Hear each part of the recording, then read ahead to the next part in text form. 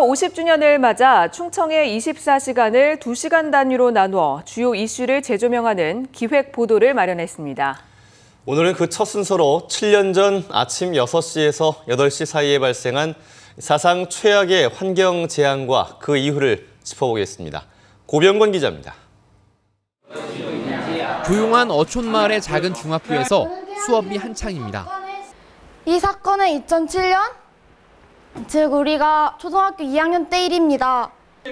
당시 초등학생이었던 아이들에게 그날의 기억은 여전히 생생합니다. 그때 학교에 있었는데 갑자기 기름 냄새가 많이 나서 머리가 아팠던 기억이 나요. 17대 대선을 앞둔 지난 2007년 12월 7일 오전 7시 6분 태안군 원북면 앞바다. 넘실대는 파도 속에 삼성중공업 바지선이 홍콩 우주선과 충돌해 원유만 900톤이 바다로 흘러들었습니다. 충남은 물론 전라까지 모두 11개 시군 앞바다가 새카만 기름으로 뒤덮였습니다. 사상 최악의 해양오염 사고. 검은 재앙이 휩싸인 어민들의 절망과 분노는 깊은 바다보다 더 깊이 가슴속에 맺혔습니다. 돈 타령만 하고 있으니 그걸 되겠냐고요. 지금 오염사고 나가지고 어민들은 지금 죽내 사내하고 있는 방법인데 지금. 하지만 검은 바다는 123만 자원봉사자들의 땀과 어민들의 피눈물 나는 노력 끝에 서서히 푸른 빛을 되찾았습니다. 몇 년 전부터는 각종 수산물이 기름 걱정 없이 다시 인기를 끌고 있습니다. 잿빛이던 어민들의 얼굴에도 마침내 환한 미소가 되돌아왔습니다. 바다가 거의 좋았다고 보면 됩니다. 거의. 예. 예전같이 거의 깨끗해졌다고 보면 됩니다. 바다.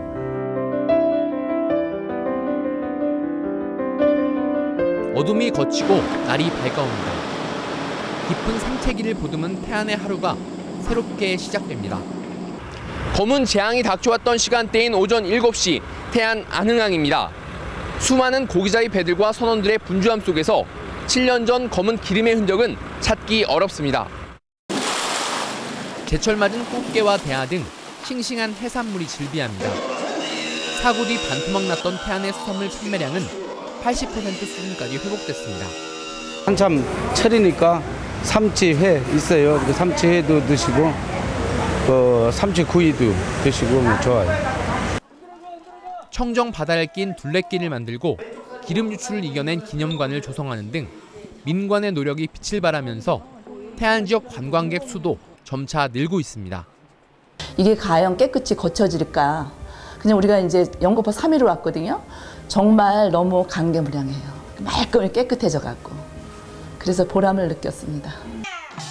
하지만 꼬인 실타래가 모두 풀린 건 아닙니다.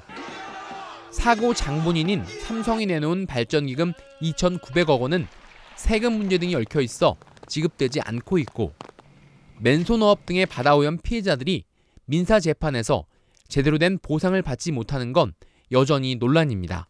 정부의 어떤 정책적 배려나 국민들의 관심이 한 번 더 필요하지 않나 이런 생각을 한번 해봅니다.